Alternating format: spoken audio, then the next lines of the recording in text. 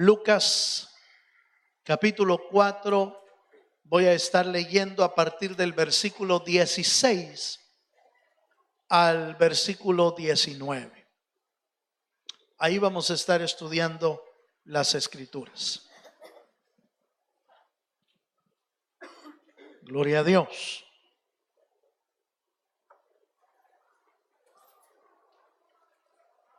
Ahí estamos, hermano.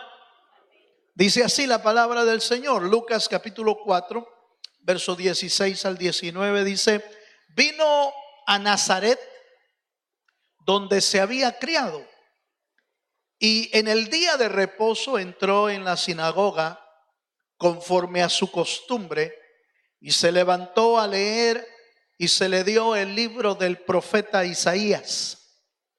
Y habiendo abierto el libro, halló el lugar donde estaba escrito: el Espíritu del Señor está sobre mí, por cuanto me ha ungido para dar buenas nuevas a los pobres, me ha enviado a sanar a los quebrantados de corazón, a pregonar libertad a los cautivos y vista a los ciegos, a poner en libertad a los oprimidos, a predicar el año agradable del Señor. Amén. Este pasaje es sumamente interesante por varias razones. Primero, porque el texto que el Señor escogió, cuando la Biblia dice y halló el lugar, no es que lo halló por casualidad. El Señor lo buscó en las Escrituras. El Señor conocía muy bien las Escrituras, y al encontrar este pasaje lo lee, y por supuesto era el pasaje con que él quería comenzar de alguna manera ahí en Nazaret, hablando de él, porque al final les dice: hoy se ha cumplido esta escritura delante de vosotros. Y por supuesto esas palabras conmocionaron a los que estaban ahí, pero resulta que los que estaban ahí de alguna manera eran Nazaret, eran un tanto paisanos de él, aleluya, porque ahí se había criado. Ahí se había criado el Señor, en Nazaret. Por eso le llaman al Señor Jesús de Nazaret, porque aunque no nació ahí, desde pequeño se crió ahí. Es muy probable que muchos de los que estaban ahí alrededor lo conocieron en su tiempo de niñez. Es muy probable, porque ahí creció con ellos.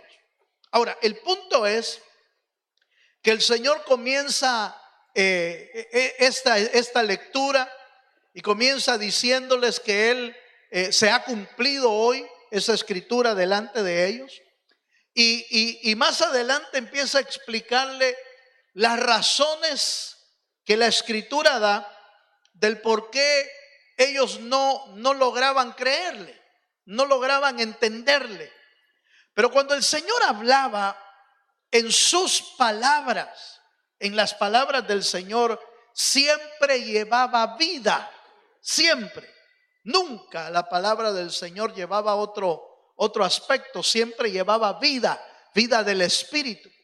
Y entonces fíjese que empecé a notar que aunque no le creyeron, muchos entendieron de que las palabras que él estaba dando eran palabras verdaderas, eran palabras llenas de gracia. Aún así no lo lograron entender y no lograron creerle. Y yo estaba viendo, fíjese hermano, que en la actualidad, de la misma manera que el Señor hablaba, el creyente debería de hablar también. Porque recuerde que el Señor Jesucristo es nuestro ejemplo más máximo de cómo debe de vivir el cristiano. ¿Cuántos dicen amén? Entonces, si nosotros logramos entender y logramos ver en la escritura cómo hablaba el Señor, y nosotros empezamos a hacerlo, mire, nuestra vida puede caminar totalmente diferente. Déjeme mostrarle lo que las personas pensaban del Señor cuando lo oían hablar. Note por favor, acompáñeme a Lucas capítulo 4, versos 21 y 22. El Señor sigue hablándoles acerca de lo que el Señor había hecho con Elías y muchas otras cosas. Pero mire lo que dice Lucas capítulo 4, versículos 21 y 22. ¿Lo tiene, hermano? Mire lo que dice. Y comenzó a decirles: hoy se ha cumplido esta escritura delante de vosotros. Y todos, oiga esto, y todos daban buen testimonio de él. Y estaban maravillados de las palabras, oiga esto, de las palabras de gracia que salían de su boca. Y decían: ¿no es este el hijo de José? Eso quiere decir que ellos sabían quién era, lo reconocieron. Y cuando lo oían hablar que las palabras que el Señor decía llevaban una gracia especial.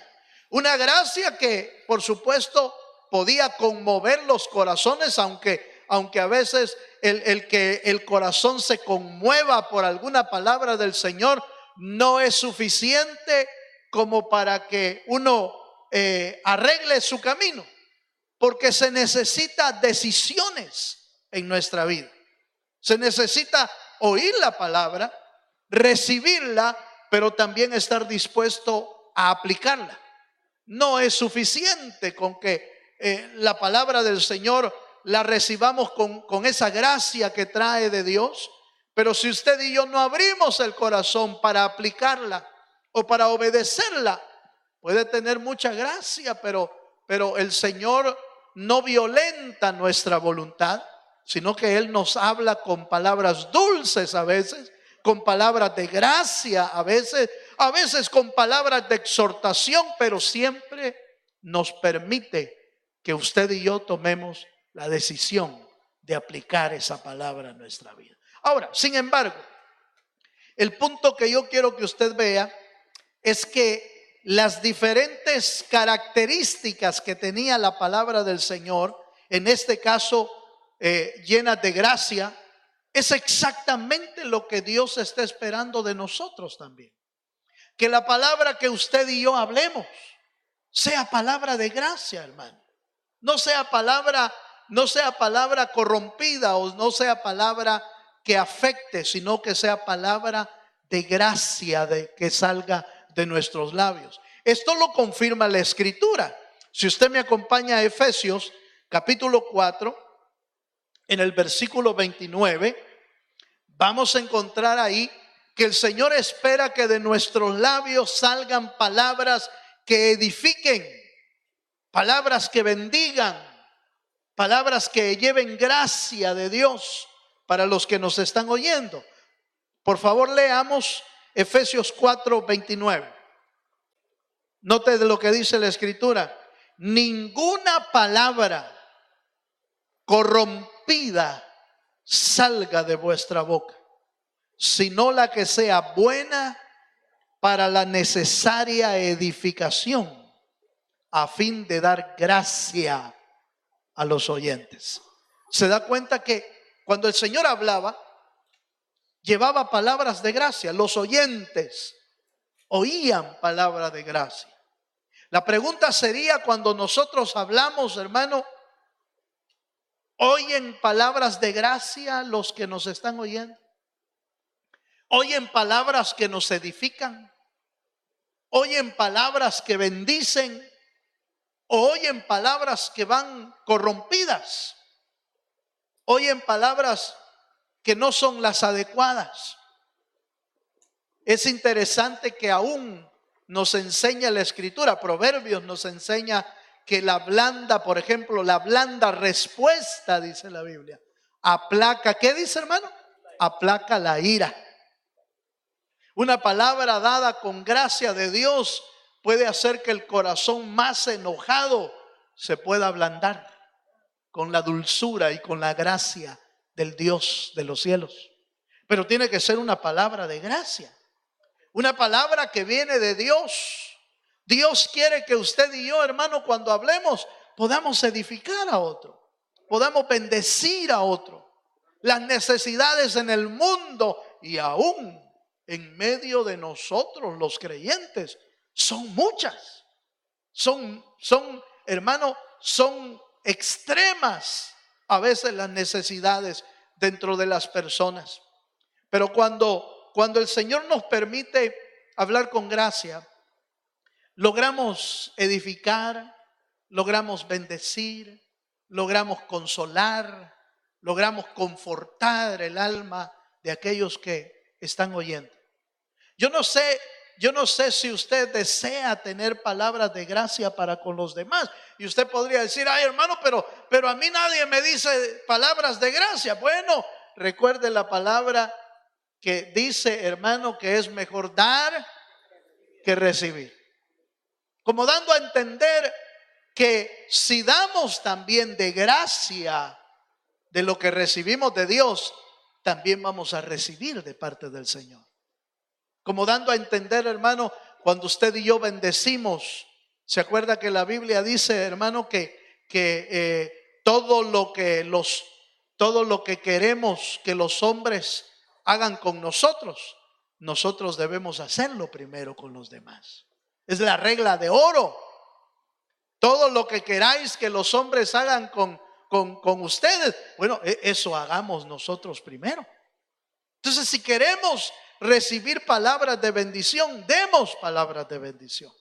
Cuando Jesús hablaba, yo quisiera, hermano, en las historias a veces uno trata o quisiera como meterse en la historia y lograr ver todos aquellos detalles que uno no logra ver solo en la escritura. En la escritura a veces es tan descriptiva que uno logra entender como el panorama, el ambiente, pero no es como haber estado ahí y ver todos los detalles. Por ejemplo, yo hubiera querido lograr ver aquella escena cuando le llevan a aquella mujer para que la apedreen y lo llevan delante del Señor Jesucristo, que había pecado, y le dicen, Señor, hemos encontrado a esta mujer en el mismo acto del pecado, Señor. ¿Qué dice la ley que hay que hacer? ¿Verdad que dice la ley que hay que apedrearla? Y el Señor callado, con una paz y una tranquilidad tan, hermano, tan grande. Y les dice, por supuesto, bueno, el que está libre de pecado, tire la primera piedra. Pero cuando se dirige a la mujer, lo hace con palabras de gracia. Y le pregunta a la mujer, ¿dónde están los que te condenan? ¿Dónde están los que te trajeron?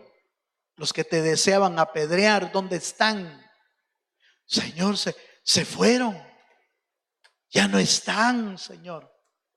Ni yo te condeno. Hermano, que el Señor tenga esa dulzura y esa gracia aún para tratar al pecador arrepentido, al pecador que va angustiado de que estaba, hermano, esa mujer estaba viendo la muerte enfrente de ella. Y por supuesto, cualquier persona viendo la muerte sobre ella, pues buscó a Dios en ese momento. El Señor examinó su corazón y lo vio con un corazón necesitado. Y a los que veía a Dios con un corazón necesitado, siempre Dios tenía una palabra de gracia para ellos. ¿Cuántos dicen amén? Igual para nosotros. Nosotros venimos necesitados, estamos necesitados, y Dios siempre tiene una palabra de gracia para nuestra vida. Por lo tanto, ¿qué debe de haber en nuestro corazón? ¿Qué debe de haber en nuestra vida? ¿Qué tipo de palabras? Palabra de gracia también. ¿Cuántos dicen amén? Bueno, veamos otro detalle. Pero el Señor no solamente hablaba con gracia. Vaya conmigo a Lucas, capítulo 4, versos 25 y 26. Cuando el Señor hablaba, no solamente hablaba con gracia, sino que hablaba con la verdad. Hablar con gracia no significa mentir. Hablar con gracia no significa excluir la verdad, no. El Señor hablaba con verdad, hablaba con gracia, pero también hablaba con la verdad. ¿Cuántos dicen amén? Dice Lucas capítulo 4, versos 25 y 26. Dice: y en verdad os digo, oiga esto, y en verdad os digo que muchas viudas habían en Israel en los días de Elías, cuando el cielo fue cerrado por 3 años y 6 meses. Y hubo una gran hambre en toda la tierra, pero a ninguna de ellas fue enviado Elías, sino a una mujer viuda en Sarepta de Sidón. Fíjese que estas palabras las está diciendo exactamente después que les dijo: hoy se ha cumplido la palabra delante de vosotros. Y como ellos se quedaron como asustados, dijo: y este, como diciendo, ¿y este quién es? ¿Y este por qué dice semejante cosa? Porque ellos sabían que de quien estaba hablando Isaías era del mismo Señor Jesucristo, del Cristo que iba a venir, del Mesías. Y cuando Él les dice hoy se está cumpliendo, entonces prácticamente les está diciendo: yo soy el Mesías, yo soy el Cristo. Por eso ellos se quedan como a la expectativa, un poco incómodos, molestos. Y entonces después les empieza a decir, les habla de esta historia, como en los días de Elías. Se cerró el cielo y no había agua ni comida. Pero Elías fue enviado no a todas las viudas de Israel, sino que fue enviado a una viuda de Sarepta, es decir, de fuera de Israel. ¿Sabe qué era lo que les estaba diciendo? Les estaba diciendo: yo no vine por ustedes. Casi les estaba diciendo eso. Como que les estaba diciendo: a ustedes vino, pero como no lo reciben, como no me creen, como no creen en mí, entonces lo van a recibir otros y no ustedes. Por eso es que más adelante, fíjese que con esas palabras, si usted las examina, para nosotros no es tan ofensivo, pero para los judíos sí. Para los judíos, Él se estaba autoproclamando el Mesías, el Cristo. Para los judíos les estaba diciendo que para ellos no iban a ser socorridos por Dios, sino otros. Por eso es que dice la Biblia que lo agarraron y lo llevaron hasta un risco donde lo querían despeñar al Señor Jesucristo. Hay un risco allá en Nazaret, en las afueras de Nazaret, un monte donde se cree que ahí fue donde lo llevaron para poderlo despeñar. Y oiga, hermano, está grande esa cosa. Nosotros estuvimos ahí. Está grande. Y se cree que ahí mataron a muchas personas. En ese tiempo era muy común que aquellos que estaban en contra del judaísmo y todo eso, o que habían pecado, lo llevaban a ese lugar y lo empujaban. Y la Biblia dice que cuando llevaron al Señor a ese lugar, Jesús pasó en medio de ellos y se desapareció. Por eso es que no le pudieron hacer nada. No porque ellos lo llevaban a matar, recién comenzando el ministerio, y ya lo querían matar. Es que oiga esto que le voy a decir, hermano. La verdad golpea al diablo, hermano. La verdad le incomoda al enemigo.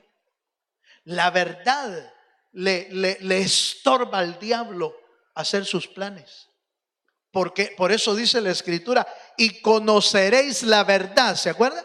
Y conoceréis la verdad, y la verdad os hará libres. Es muy común que el diablo, hermano, meta en el corazón del ser humano las mentiras y uno viva mintiendo. A veces, hermano, sin necesidad de mentir, miente uno. Y dice mentiras por gusto. Pero ¿sabe qué es lo que está haciendo eso? Nos está hundiendo.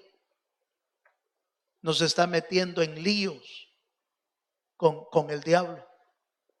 Porque el diablo es, dice la Biblia, el diablo es padre de toda mentira. Por eso es que el Señor nunca, no hablaba mentira del Señor. Cuando el Señor hablaba con gracia y hablaba con verdad. Les estaba diciendo la verdad a ellos. Les estaba diciendo la verdad y por eso se incomodaron. La verdad hace incomodar al diablo y al que no quiere vivir en la verdad también le incomoda. Pero ¿qué dice la Biblia de cómo debemos vivir nosotros? ¿En verdad o en mentira? La Biblia nos enseña que nosotros debemos caminar en la verdad. Veámoslo en la Escritura. Como Jesús caminaba en la verdad, nosotros tenemos que caminar en la verdad. Efesios 4:25.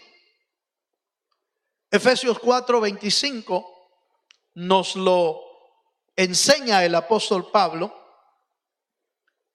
y dice: por lo cual, desechando la mentira, oiga esto, por lo cual desechando la mentira, hablad verdad cada uno con su prójimo, porque somos miembros los unos de los otros. ¿Cuántos dicen amén?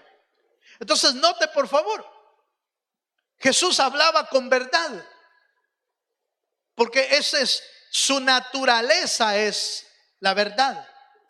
Yo soy el camino, dijo Jesús, yo soy el camino, la verdad y la vida. La naturaleza del Señor es verdad. En Él no hay mentira. En cambio en el diablo Él es el padre de toda mentira. En otras palabras, cuando usted y yo nos enrolamos en el arte de la mentira, nos está usando el diablo, hermano. Nos está usando el diablo. El diablo está operando en nuestro interior. Entonces nosotros, como Jesús, debemos desechar toda mentira de nuestra vida y hablar verdad los unos con los otros, porque somos parte de un mismo cuerpo. Si usted y yo queremos vivir, hermano, el evangelio de Jesucristo, el evangelio de Jesucristo es verdad. Debemos caminar en la verdad de Dios. ¿Cuántos dicen amén? Bueno, número 3. ¿Qué más dice la Escritura? ¿Cómo eran las palabras del Señor?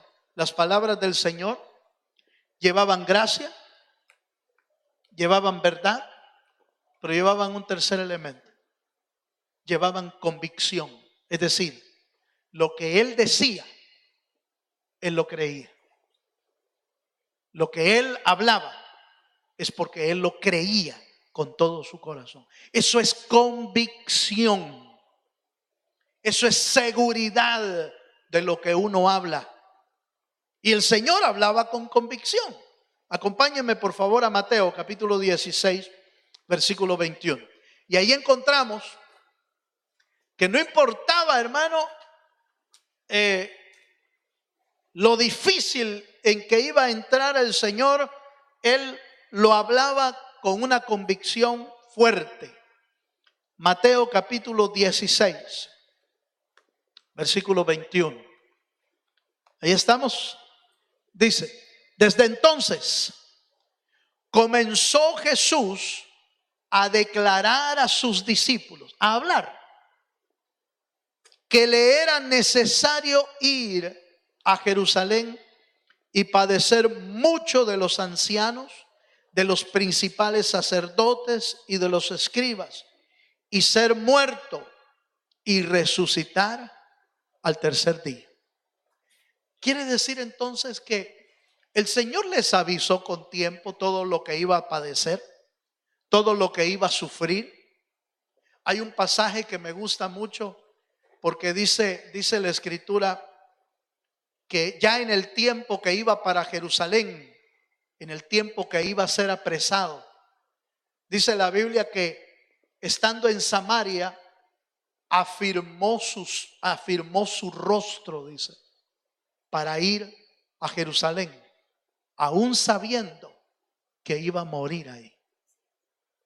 Afirmó su rostro como convencido de que lo que iba a hacer era lo correcto, era lo que Dios lo había mandado hacer.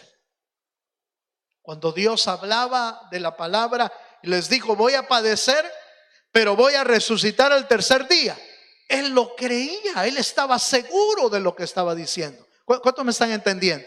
Ahora, ¿por qué le estoy hablando de esto?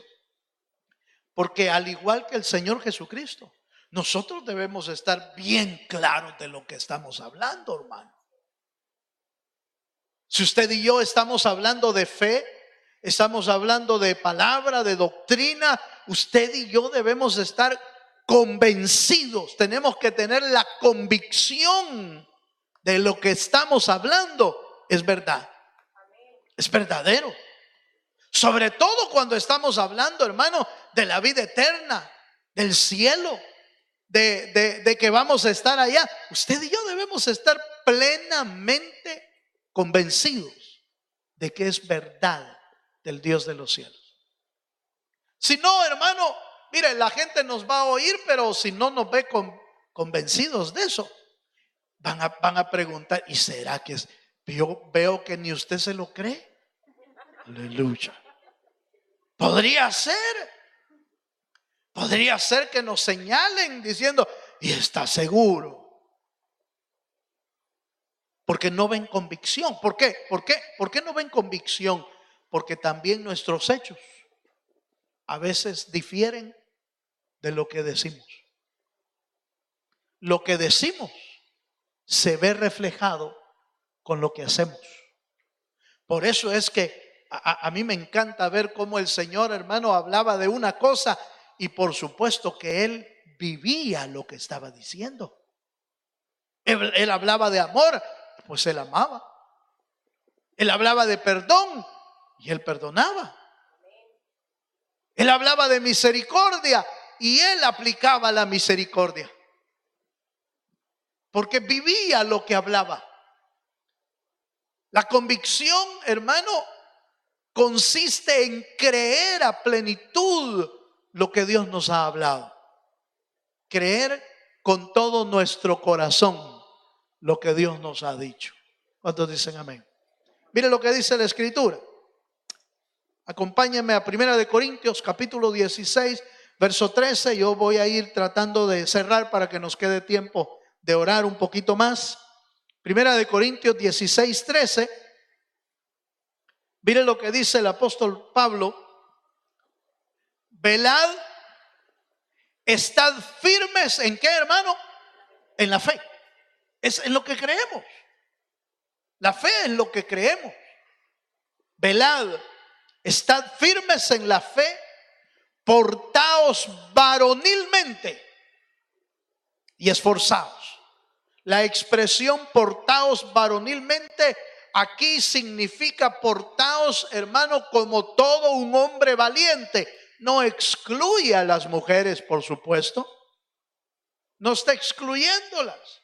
Lo que está diciendo es tomando una actitud de valentía en lo que creemos, en lo que hemos recibido del Señor.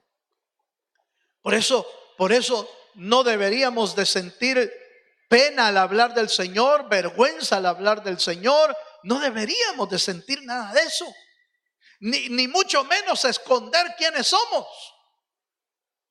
Si somos creyentes, vamos a expresar que somos hijos de Dios en todo lugar, en el trabajo, en la colonia, en la escuela. Vamos a declarar: somos hijos de Dios, somos creyentes. Yo voy a la iglesia porque creo en Jesucristo, porque creo que Él me salvó, porque creo que voy a ir con Él al cielo, palabras de convicción de lo que hemos creído. Jesús hablaba con convicción. ¿Cómo debe de hablar el creyente? Con convicción.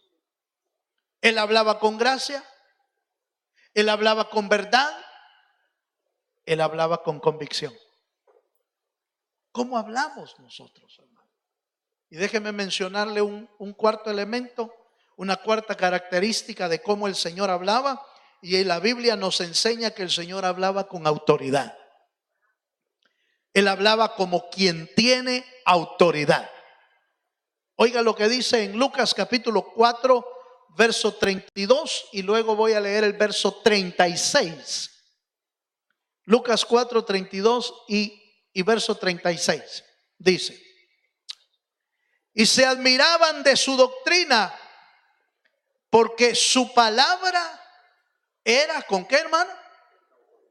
Era con autoridad.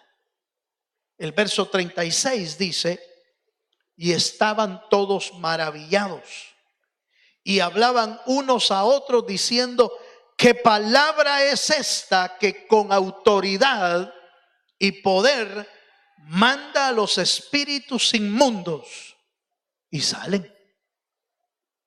La autoridad del Señor se reflejaba, hermano, en que aún los espíritus y los demonios eran atados o eran destruidos por el poder de su palabra. Mire, tiene tanta autoridad el Señor que la palabra del Señor tiene autoridad para crear. ¿Se acuerda que el Señor creó con la pura palabra? Por su palabra fue hecho todo. Y dijo el Señor: sea hecho. Y la palabra tenía poder creadora, poder creativa. Y todo lo que hoy vemos y conocemos fue el Señor el que lo hizo a través de su palabra. Cuando Jesús vino a la tierra, Jesús mostró su autoridad, porque su palabra tenía autoridad y tenía poder. A veces, hermano, mire, con todo respeto, a veces ni nuestro sí es verdad. Aleluya. A veces ni nuestro no es cierto. Ahí voy a estar, hermano. ¿A qué horas dijo? A las 8 de la mañana. Ahí voy a estar. A las 11 va apareciendo. Mire qué autoridad tiene. Mire qué autoridad tiene nuestra palabra. Que por eso la Biblia dice, ¿se acuerda que la Biblia dice: tú sí sea qué? Tú sí sea sí. Y tú no sea no. Como dándonos a entender que la palabra que digamos, hermano, debe de llevar una autoridad, un respaldo, un compromiso. Cuando usted y yo hagamos una promesa, cuando usted y yo hagamos un compromiso con alguien, hermano, cumplámoslo. Porque eso es parte de la autoridad o del respaldo que estamos dando a nuestras palabras. Palabras que, por supuesto, antes no conocíamos y antes no cumplíamos. Sí, eso pudo pasar cuando no conocíamos al Señor, pero ahora que conocemos al Señor, nuestras palabras deben de tener respaldo, deben de tener autoridad. Nunca se equivocaba el Señor cuando daba una palabra. Por eso, aun cuando usted y yo hagamos una promesa, hermano, cumplámosla. Porque a eso nos ha mandado Dios. Hablemos como Jesús hablaba. Hablemos como Él hablaba. Hablemos con gracia. ¿Cuántos dicen amén? Hablemos con gracia. Hablemos con verdad. Hablemos con ¿qué más dijimos? Con convicción. Y hablemos con autoridad. Parezcámonos al Señor. Ahora, eso no surge de la noche a la mañana. Eso surge de una entrega de vida al Dios de los cielos. Eso surge de una rendición de nuestra vida al Señor. Eso surge de una formación de Dios en nuestro ser, de tal manera que vayamos cada día pareciéndonos al Señor en todas las cosas. A veces les hacemos promesas a nuestros hijos y no las cumplimos. Aleluya. A veces le hacemos promesas al esposo o a la esposa y no las cumplimos. Hacemos compromisos, tratos, arreglos con alguien y no los cumplimos. Eso no es de un hijo de Dios. Cuando comprometamos la palabra, nuestra palabra, cumplámosla. Es parte de parecernos al Señor. ¿Cuántos saben que las promesas de Dios son verdades? Cuando Dios promete algo, lo cumple. Dios, dice la Biblia, Dios no es hombre para que mienta, ni hijo de hombre para que se arrepienta. Lo que Dios promete, Dios lo cumple. Ah, hermano, pero Él es Dios. Sí, pero nosotros somos, ¿qué? ¿Qué somos, hermano? Hijos de Dios. Y los hijos de Dios se parecen a Dios. No son igual a Dios, pero se parecen a Dios.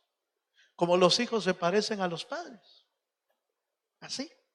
Así debemos parecernos nosotros a nuestro Padre del cielo, con sus características, sus virtudes. Así debemos ser nosotros. Amén, hermano. Póngase de pie un momento, yo ya terminé.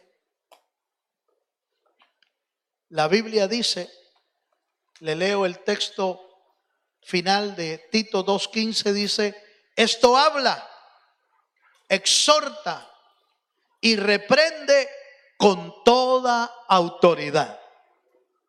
Pablo le dice a Tito: esto habla, exhorta, reprende con toda autoridad. Nadie te menosprecia. Pablo sabía que cuando nosotros hablamos, deberíamos de hablar con la autoridad que Dios nos ha dado. Cierra tus ojos un momento y yo te quiero invitar esta noche a que le digamos al Señor: Señor, yo quiero parecerme a ti, Señor. Yo quiero parecerme a Jesús. Y que como Él hablaba, nosotros hablemos también delante del Señor. ¿Habrá alguien que se quiere venir adelante para decirle: Señor, yo quiero ser como tú? Yo quiero ser como tú, Señor.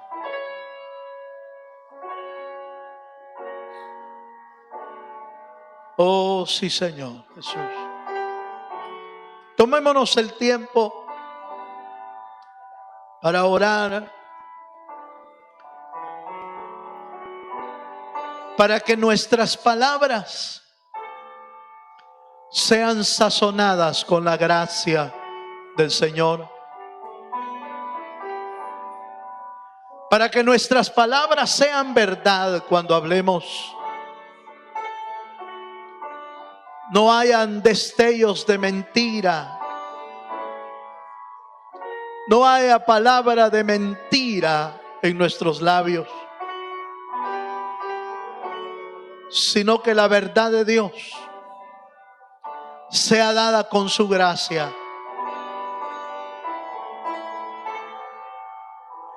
No nos dejemos usar por el diablo y sus mentiras. No nos dejemos usar diciendo mentiras. Permitamos que el Dios del cielo use nuestros labios para la edificación, para la bendición, para dar vida eterna, para dar vida y no mentira y no muerte. Señor, haznos como tú, Señor. Quita de nosotros toda mentira. Quita de nosotros toda palabra que esté corrompida. Quita de nosotros toda palabra con falta de compromiso. Ayúdanos a tener palabras de autoridad. Oh, en el nombre de Jesús.